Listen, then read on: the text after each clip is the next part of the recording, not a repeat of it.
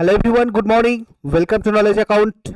আমি তোমাদের বলেছিলাম আজকে 9টার ক্লাসে তোমাদের একটা স্পেশাল জিকে ইউনাইটেড নেশন নিয়ে করাবো। ইউনাইটেড নেশন নিয়ে এর আগেও আমি তোমাদেরকে অনেক ভিডিও দিয়েছিলাম, যেখানে আমি ইউনাইটেড নেশনসের যাবতীয় অর্গানাইজেশনসগুলোর সদর দপ্তর এবং সেগুলোর ট্রিক্স তোমাদের সাথে আলোচনা করেছি। তো তোমরা ইন্টারেস্টিং ট্রিক্স প্লেলিস্টটাতে সেই ভিডিওগুলো পাবে। এছাড়া কারেন্ট টপিক ডিসকাশনে সেগুলো পাবে। আমি আজকে ইউনাইটেড নেশনের তোমাদের যতগুলো অর্গানাইজেশন রয়েছে সবকটা অর্গানাইজেশন একটা জায়গায়, যেগুলো যেগুলো আমাদের ইম্পর্টেন্ট সেগুলো আমি দেখবো। এখান থেকে তোমাদের কিন্তু যে কোনো এক্সাম থেকে একটা করে প্রশ্ন কিন্তু চলে আসে। তো তোমরা দেখতে থাকো প্রথম থেকে শেষ পর্যন্ত মন দিয়ে ভিডিওটা।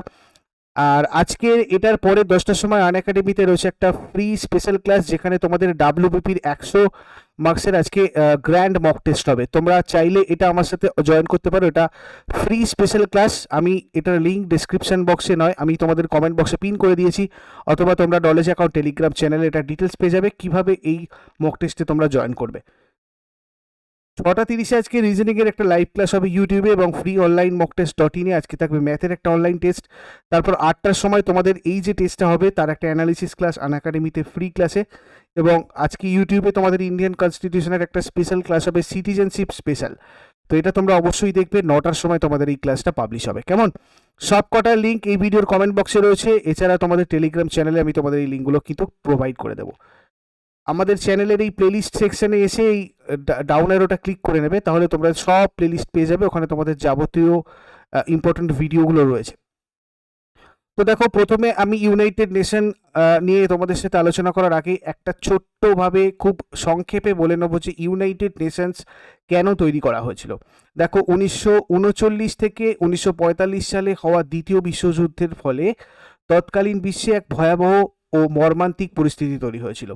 সেই সময় বিশ্বের আইনের শাসন, সমাজ ব্যবস্থা, অর্থনীতি এগুলো সম্পূর্ণরূপে ভেঙে পড়েছিল, এবং বিশিষ্ট ব্যক্তিগণ এবং বুদ্ধিজীবীরা তখন বুঝতে পেরেছিলেন যে যদি দ্বিতীয় বিশ্বযুদ্ধের মতো আর কোনো যুদ্ধ হয় তাহলে পৃথিবীপৃষ্ঠ থেকে মানুষের অস্তিত্ব নিশ্চিহ্ন হয়ে যেতে পারে। আর সেই কারণে 51টা দেশ, 51টা রাষ্ট্র বিশ্ব শান্তি এবং বিশ্ব নিরাপত্তার জন্য, যাতে পৃথিবীতে শান্তি এবং নিরাপত্তা বজায় থাকে, তার জন্য 1945 সালের 24শে অক্টোবর এই সম্মিলিত জাতিপুঞ্জ বা ইউনাইটেড নেশনস প্রতিষ্ঠা করেছিল। সম্মিলিত জাতিপুঞ্জ বা ইউনাইটেড নেশনস কথাটা চুজ করা হয়েছিল তৎকালীন আমেরিকার রাষ্ট্রপতি ফ্রাঙ্কলিন ডি রুজভেল্টের দ্বারা। তো দেখো, এই সম্মিলিত জাতিপুঞ্জ বা ইউনাইটেড নেশনের দুটো মেন পার্ট রয়েছে। একটাকে আমরা অর্গ্যান বা অঙ্গ বলি, আর একটাকে বলি বিশেষজ্ঞ সংস্থা বা স্পেশালাইজড এজেন্সিস। তো আমরা এখানে অঙ্গ যদি দেখি, অঙ্গতে রয়েছে সাধারণ সভা বা জেনারেল অ্যাসেম্বলি, নিরাপত্তা পরিষদ বা সিকিউরিটি কাউন্সিল, আন্তর্জাতিক বিচারালয় বা ইন্টারন্যাশনাল কোর্ট অফ জাস্টিস, অর্থনৈতিক ও সামাজিক পরিষদ বা ইকোনমিক অ্যান্ড সোশ্যাল কাউন্সিল, ওচি পরিষদ বা ট্রাস্টশিপ কাউন্সিল, মহাসচিব বা সেক্রেটারি জেনারেল। এই 6টা হচ্ছে অর্গ্যান অফ ইউনাইটেড নেশনস। এগুলো সম্পর্কে আমি তোমাদের একটু সংক্ষেপে বলে নিই। ইউনাইটেড নেশনসের সদর দপ্তর হেডকোয়ার্টার রয়েছে নিউ ইয়র্কে, আমেরিকা যুক্তরাষ্ট্রে। 1945 সালের 24শে অক্টোবর এটা প্রতিষ্ঠিত হয়েছিল। 193টা সদস্য রাষ্ট্র সংখ্যা রয়েছে ইউনাইটেড নেশনসের। দক্ষিণ সুদান হলো জাতিপুঞ্জের সর্বশেষ অংশগ্রহণকারী সদস্য রাষ্ট্র। এগুলো সবকটা থেকে তোমাদের কিন্তু এক্সামে জিজ্ঞাসা করা হয়। বর্তমানে টি.এস. তিরুমূর্তি হলেন জাতিপুঞ্জের ভারতের প্রতিনিধি। এটা তোমরা ইম্পর্টেন্ট পয়েন্ট একটা নোট করে রাখবে, আমি তোমাদের কারেন্ট অ্যাফেয়ার্সে বলেছিলাম। 24শে অক্টোবর ইউনাইটেড নেশনস ডে পালন করা হয়, আর জাতিপুঞ্জের সংবিধানকে বলা হয় সনদ, ইউএন চার্টার। এবারে দেখো, জেনারেল অ্যাসেম্বলি স্থাপিত হয়েছিল 1940-তে। সদর দপ্তর এটারও আমেরিকা যুক্তরাষ্ট্রের নিউ ইয়র্কে, এবং সভাপতি এখন রয়েছেন আবদুল্লাহ শাহিদ। সিকিউরিটি কাউন্সিল বা নিরাপত্তা পরিষদ স্থাপিত হয়েছিল 24শে অক্টোবর 1945-এ। এটার হেডকোয়ার্টার রয়েছে আমেরিকা যুক্তরাষ্ট্রের নিউ ইয়র্কে, আর এখানে এখন মেম্বার কান্ট্রি রয়েছে 15টা, 5টা স্থায়ী এবং 10টা অস্থায়ী রাষ্ট্র। স্থায়ী সদস্য রাষ্ট্রগুলোর মধ্যে দেখো আমেরিকা যুক্তরাষ্ট্র, রাশিয়া, ইংল্যান্ড, ফ্রান্স এবং চীন রয়েছে, এবং অস্থায়ী সদস্য রাষ্ট্রের মেয়াদ কিন্তু 2 বছর, নোট করে রাখবে। ইন্টারন্যাশনাল কোর্ট অফ জাস্টিস, আন্তর্জাতিক বিচারালয়, সদর দপ্তর দ্য হগে রয়েছে নেদারল্যান্ডের। 15 জন বিচারপতি রয়েছেন। এটা স্থাপিত হয়েছিল 26শে জুন 1945-এ। এর মেয়াদ 9 বছর। আন্তর্জাতিক বিচারালয়ের সংবিধানকে বলা হয় সংবিধি বা স্ট্যাটিউট।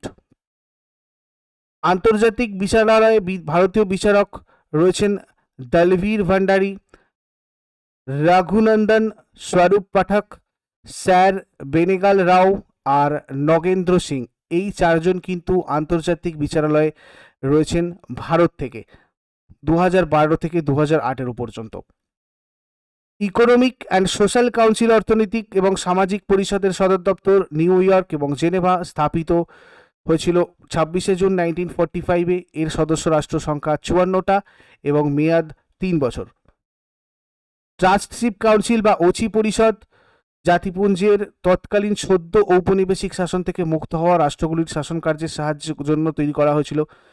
যারা সদ্য ঔপনিবেশিক শাসন থেকে মুক্ত হয়েছিল সেই রাষ্ট্রগুলোর শাসন কার্য চালানোর জন্য তৈরি করা হয়েছিল এই ওচি পরিষদ বা ট্রাস্টশিপ কাউন্সিল। যতদিন সেই রাষ্ট্রগুলো শাসন পরিচালনা করার উপযুক্ত হয়ে উঠত না ততদিন ওচি পরিষদ সেই রাষ্ট্রগুলোর শাসন পরিচালনা করত।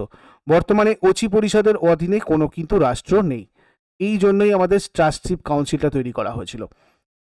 সেক্রেটারি জেনারেল বা মহাসচিব, প্রথম মহাসচিবটা তোমাদের এখনো এক্সামে জিজ্ঞাসা করা হয়। ইউনাইটেড নেশনের প্রথম মহাসচিব ট্রিগভিলি, পূর্বতন মহাসচিব বান কি মুন, বর্তমান মহাসচিব অ্যান্টনিও গুতেরেস, যার ছবি তোমরা এখানে দেখতে পাচ্ছ। অ্যান্টনিও গুতেরেস পর্তুগালের প্রাক্তন প্রধানমন্ত্রী, ইনি দ্বিতীয়বারের জন্য জাতিপুঞ্জের মহাসচিব নির্বাচিত হয়েছেন। 1 জানুয়ারি 2022 থেকে নিযুক্ত হবেন ইনি নেক্সট টার্মটায়। মহাসচিবকে জাতিপুঞ্জের কূটনৈতিক প্রধান বলা হয়, এনার মেয়াদ 5 বছর। এরপরে আমরা স্পেশালাইজড এজেন্সিগুলো একবার দেখব, যেমন ফুড অ্যান্ড এগ্রিকালচার অর্গানাইজেশন, এটা স্থাপিত হয়েছিল 16 অক্টোবর 1945। এর সদর দপ্তর ইটালির রোমে। United Nation Industrial Development Organization UNIDO, এটা স্থাপিত হয়েছিল 17 নভেম্বর 1966-তে। এর সদর দপ্তর রয়েছে অস্ট্রিয়ার ভিয়েনাতে। ওয়ার্ল্ড ট্যুরিজম অর্গানাইজেশন WTO, এটা স্থাপিত হয়েছিল 1 নভেম্বর 1975। এটার সদর দপ্তর স্পেনের মাদ্রিদে রয়েছে। International Civil Aviation Organization ICAO, এটা স্থাপিত হয়েছিল 4 এপ্রিল 1947। এর হেডকোয়ার্টার রয়েছে কানাডার মন্ট্রিলে। International fund for agricultural development IFAD, এটা স্থাপিত হয়েছিল 1977-এ। এটার হেডকোয়ার্টার ইতালির রোমে রয়েছে। ইউনিভার্সাল পোস্টাল ইউনিয়ন UPU এর স্থাপিত হয়েছিল 9 অক্টোবর 1874-এ। এটার হেডকোয়ার্টার রয়েছে সুইজারল্যান্ডের বার্নে। ইন্টারন্যাশনাল লেবার অর্গানাইজেশন ILO, এটা স্থাপিত হয়েছিল 1919-এ। সদর দপ্তর সুইজারল্যান্ডের জেনেভাতে। ওয়ার্ল্ড হেলথ অর্গানাইজেশন স্থাপিত হয়েছিল 7 এপ্রিল 1948। সদর দপ্তর সুইজারল্যান্ডের জেনেভাতে। ইন্টারন্যাশনাল মনিটারি ফান্ড IMF স্থাপিত হয়েছিল 27 ডিসেম্বর 1945। এর সদর দপ্তর ওয়াশিংটন DC, মার্কিন যুক্তরাষ্ট্র। ওয়ার্ল্ড ইন্টেলেকচুয়াল প্রপার্টি অর্গানাইজেশন স্থাপিত হয়েছিল 14 জুলাই 1967-তে। এটা সদর দপ্তর সুইজারল্যান্ডের জেনেভাতে। ইন্টারন্যাশনাল মেরিটাইম অর্গানাইজেশন স্থাপিত হয়েছিল 17 মার্চ 1948-এ। এটার হেডকোয়ার্টার যুক্তরাজ্যের ইউনাইটেড কিংডমের লন্ডনে। ওয়ার্ল্ড মেটারোলজিক্যাল অর্গানাইজেশন WMO স্থাপিত হয়েছিল 23 মার্চ 1950-এ। এটার হেডকোয়ার্টার সুইজারল্যান্ডের জেনেভাতে। ইন্টারন্যাশনাল টেলিকমিউনিকেশন ইউনিয়ন ITU স্থাপিত হয়েছিল 17 মে 1865। সুইজারল্যান্ডের জেনেভাতে রয়েছে এটা সদর দপ্তর। ওয়ার্ল্ড ব্যাংক স্থাপিত হয়েছিল 1944-এ। সদর দপ্তর ওয়াশিংটন DC, মার্কিন যুক্তরাষ্ট্র।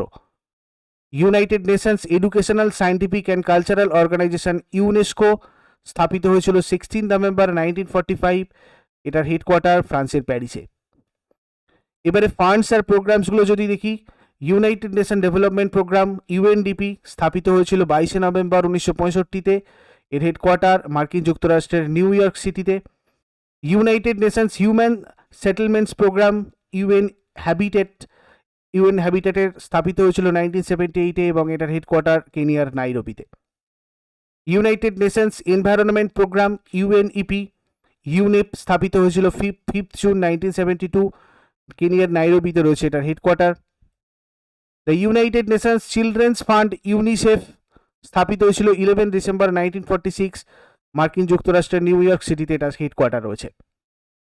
United Nations population fund UNFPA স্থাপিত হয়েছিল 1969-এ।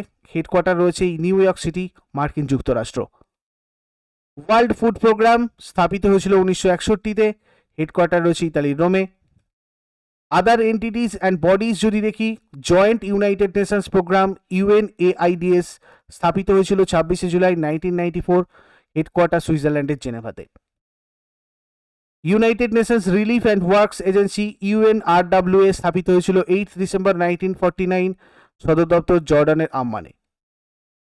United Nations high commissioner for refugees UNHCR স্থাপিত হয়েছিল 14 ডিসেম্বর 1950-তে, সুইজারল্যান্ডের জেনেভাতে রয়েছে এটার headquarter. United Nations system staff college UNSSC headquarter ইতালির তুরিনে রয়েছে। United Nations institute for training and research UNITAR স্থাপিত হয়েছিল 11 ডিসেম্বর 1963-তে, হেডকোয়ার্টার সুইজারল্যান্ডের জেনেভাতে। UN ওমেন স্থাপিত হয়েছিল 2010-এ, সদর দপ্তর মার্কিন যুক্তরাষ্ট্রের নিউ ইয়র্ক সিটিতে। United Nations office for project services UNOPS স্থাপিত হয়েছিল 1973-তে, এটার হেডকোয়ার্টার রয়েছে ডেনমার্কের কোপেনহেগেনে। রিলেটেড আরও অর্গানাইজেশনসগুলোর মধ্যে comprehensive nuclear test ban treaty organisation CTBTO, এটার হেডকোয়ার্টার অস্ট্রিয়ার ভিয়েনাতে। United Nations framework convention on climate change UNFCCC সদর দপ্তর জার্মানির বনে রয়েছে। International atomic energy agency IAEA স্থাপিত হয়েছিল 29 জুলাই 1957 এবং এটার হেডকোয়ার্টার অস্ট্রিয়ার ভিয়েনাতে। ওয়ার্ল্ড ট্রেড অর্গানাইজেশন স্থাপিত হয়েছিল 1 জানুয়ারি 1995, সুইজারল্যান্ডের জেনেভাতে রয়েছে এটার headquarter. International Organization for Migration IOM স্থাপিত হয়েছিল 6 ডিসেম্বর 1951, সুইজারল্যান্ডের জেনেভাতে রয়েছে এটার হেডকোয়ার্টার। ইন্টারন্যাশনাল ট্রেড সেন্টার সদর দপ্তর সুইজারল্যান্ডের জেনেভাতে। Organisation for the prohibition of chemical weapons OPCW স্থাপিত হয়েছিল 29 এপ্রিল 1997, এটা সদর দপ্তর নেদারল্যান্ডের দাহগে রয়েছে। তো এগুলোই ছিল ইউনাইটেড নেশন রিলেটেড যাবতীয় যে অর্গানাইজেশনগুলো রয়েছে সেগুলোর হেডকোয়ার্টারগুলো। তোমরা আমাকে অনেকদিন ধরে কমেন্টে বলেছিলে তোমাদের যদি ট্রিক্স প্রয়োজন পড়ে তোমরা ইন্টারেস্টিং ট্রিক্স প্লেলিস্টে একটু গিয়ে চেক করে নাও, ওখান থেকে বাদবাকিগুলো পেয়ে যাবে। এরপর 10টার সময় রয়েছে আনএকাডেমিতে তোমাদের live WBP 100 marks mock test. তোমরা যদি ওটা অ্যাটেন্ড করতে চাও দেখো আমি এই ভিডিওর কমেন্ট বক্সে তোমাদের পিন করে দিয়েছি, তোমরা ওটা থেকে এই ফ্রি ক্লাস জয়েন করতে পারো। অসুবিধা হলে টেলিগ্রাম চ্যানেলটা দেখো, টেলিগ্রাম চ্যানেলে আমি ইন ডিটেলস দিয়ে দিয়েছি তোমরা কীভাবে ক্লাসটা জয়েন করতে পারবে। আনএকাডেমি WBPSC ক্যাটাগরিতে তোমরা সাবস্ক্রিপশান নিতে পারো 12 মাসের, তাহলে তোমাদের 2 মাস এখন এক্সট্রা তোমরা পড়াশোনা করতে পারবে প্লাসে আনএকাডেমি প্লাসে, এবং 24 মাস সাবস্ক্রিপশান নিলে 3 মাস এক্সট্রা পড়াশোনা করতে পারবে। এটা আনএকাডেমির একটা লিমিটেড পিরিয়ড অফার চলছে। নলেজ 60 লাইভ কোডটা ইউজ করলে তোমরা সাবস্ক্রিপশানের সময় 10% ছাড় পাবে। তোমাদের স্কুল সার্ভিস কমিশন গ্রুপ সির ফুল লেন্থ মক টেস্ট একটা রয়েছে 31 জুলাই 12 PM এই 60 নম্বরের মক টেস্ট তোমাদের 1 ঘন্টা ধরে হবে এবং নেগেটিভ মার্কিং থাকবে 0.25, অর্থাৎ 4টে ভুল হলে একটা নাম্বার কাটা যাবে। এটার অ্যানালিসিস করব আমি 11:15 AM সানডেতে আনএকাডেমি WBPSC ক্যাটাগরিতে। ব্যাচ কোর্স বলতে দেখো দিশারি ব্যাচ কোর্সটা তোমাদের সম্প্রতি লঞ্চ হয়েছে, তার অলরেডি 2টো ক্লাস আমি এখানে তোমাদের ম্যাথটা করাচ্ছিলাম। 10% ডিসকাউন্ট নলেজ 60 লাইভ কোডটা ইউজ করে তোমরা নাও, এবং comprehensive batch course on school service commission group C group ডির ব্যাচগুলোতে তোমরা জয়েন করো। এছাড়া আগমন foundation course for WBCS 2022 prelims and mains batch 14 চলছে, এটা তোমাদের 28 থেকে স্টার্ট হয়েছে। প্রতিকৃত comprehensive course on general studies for WBCS 2021 mains batch 2 13 জুলাই থেকে স্টার্ট হবে। সাবস্ক্রিপশন প্ল্যান তোমাদের এখানে প্রত্যেকটা রয়েছে দেখো, তোমরা যদি 12 মাসের নাও এখন এখানে এক্সট্রা 2 মাস, এখানে এক্সট্রা 3 মাস, 2 বছরের জন্য নলেজ 60 লাইভ কোডটা ইউজ করো 10% ডিসকাউন্টের জন্য। আমি ভিডিওর কমেন্ট বক্সে সব কিছু লিঙ্ক দিয়ে রেখেছি, তোমরা ওখান থেকে গিয়ে চেক করে নাও। এরপরে দেখা হচ্ছে ঠিক 10টার সময় আনএকাডেমির ফ্রি লাইভ ক্লাসে। Thank you so much.